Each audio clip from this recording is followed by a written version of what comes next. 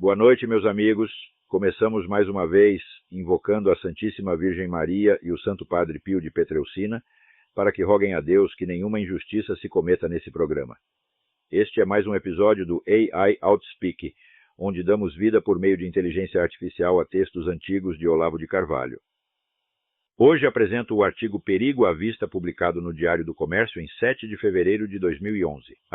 Assassinados por compatriotas fanáticos, Anwar el-Sadat e Yitzhak Rabin pagaram o mais alto preço pela paz, mas o prazo de validade do produto que adquiriram está se esgotando rapidamente.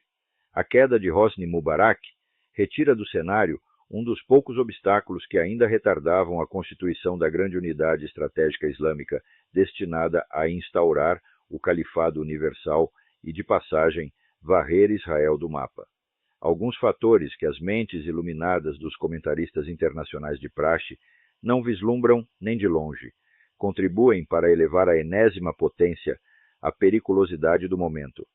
A Irmandade Muçulmana, matriz ideológica das forças revolucionárias no mundo islâmico, talvez não tenha dado o impulso inicial da rebelião egípcia, mas é com certeza a única organização política habilitada a tirar proveito do caos e dominar o país após a saída de Mubarak. O governo americano sabe perfeitamente disso e vê com bons olhos a ascensão da Irmandade, provando uma vez mais que Barack Hussein Obama trabalha de caso pensado em prol dos inimigos do Ocidente. As desconversas tranquilizantes emitidas pelo Departamento de Estado nos últimos dias são tão contraditórias que equivalem a uma confissão de falsidade. Primeiro juraram que a Irmandade estava à margem dos acontecimentos. Depois, quando se tornou impossível continuar acreditando nisso, asseguraram que a organização tinha mudado, que tinha se tornado mansa e pacífica como um cordeirinho. Comentaristas hostis ao governo observaram que, ao voltar-se contra Mubarak, Obama copiava o exemplo de Jimmy Carter, que também, a pretexto de fomentar a democracia, ajudou a derrubar um governo aliado para fazer do Irã um dos mais temíveis inimigos dos Estados Unidos e uma ditadura 1000 vezes mais repressiva que a do velho Shah. A diferença, creio eu, é que Carter parece ter agido por estupidez genuína, ao passo que Obama, que teve sua carreira apadrinhada por um príncipe saudita pró-terrorista e cujas ligações com a esquerda radical são as mais comprometedoras que se pode imaginar, segue com toda a evidência um plano racional concebido para debilitar a posição do seu país no quadro internacional, ao mesmo tempo que vai demolindo sistematicamente a economia no plano interno. A política agrícola do governo Obama parece ter sido calculada para fomentar a rebelião. O Egito, país desértico, depende essencialmente do trigo americano, cujo preço subiu 70% nos últimos meses, enquanto o dólar baixava de valor, criando uma situação insustentável para os egípcios. Com meses de antecedência, analistas econômicos avisavam que a coisa ia explodir. Rebeliões similares vêm se esboçando em outros países islâmicos, como Tunísia, Jordânia e Iêmen, sempre dirigidas à mesma meta: eliminar os governos pró-ocidentais e ampliar a influência da Irmandade Muçulmana, aliada do Hamas e de outras organizações terroristas. O estado de pânico que se espalhou entre aqueles governos pode ser avaliado pelo fato de que nos últimos meses importaram mais trigo do que nunca, dificultando ainda mais a vida dos egípcios. Mesmo unificado em torno do projeto do Califado Universal, o Islã não representaria grande perigo estratégico de curto prazo para o Ocidente, mas nada do que acontece no mundo islâmico está isolado da grande estratégia eurasiana, que hoje orienta os governos da Rússia e da China.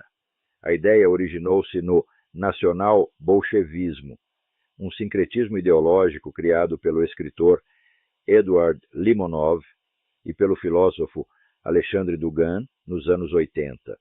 Partindo de um esquema brutalmente estereotipado da civilização do Ocidente, extraído do livro de Sir Karl Popper, A Sociedade Aberta e Seus Inimigos, Limonov sonhava com uma aliança mundial entre todos os virtuais inimigos da mentalidade científico-relativista ocidental, isto é, todos os amantes de verdades absolutas.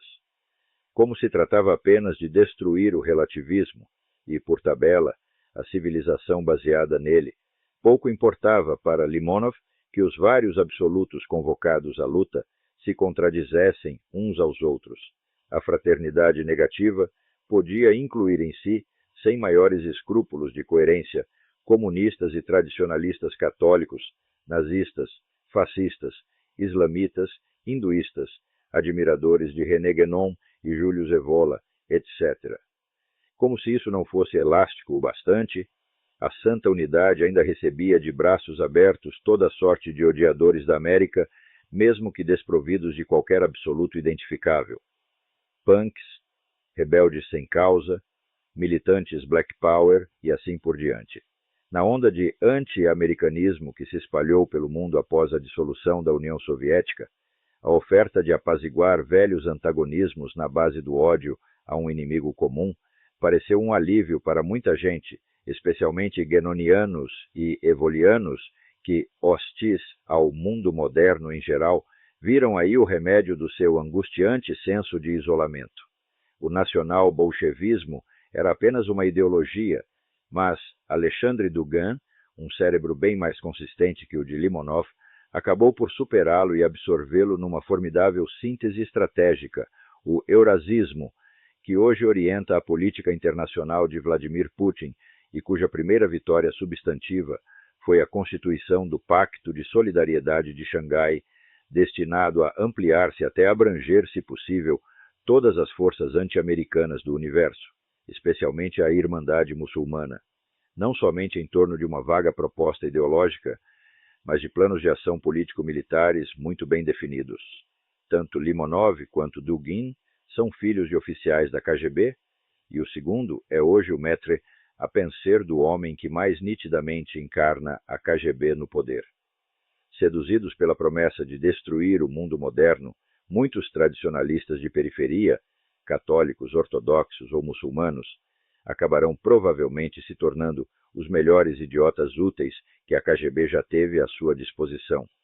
A nenhuma dessas inteligências brilhantes ocorreu notar que o liberalismo de Karl Popper é uma coisa e a nação americana é outra completamente diversa, que a destruição ou marginalização desta última não trará a extinção da execrável modernidade e o advento do reino de Deus na Terra, mas sim o triunfo dos globalistas ocidentais Bilderbergers e Tutti Quanti, para os quais a neutralização do poder nacional americano é a urgência das urgências, e cujas relações com o esquema russo-chinês são bem mais amigáveis do que toda a retórica eurasiana dá a entender.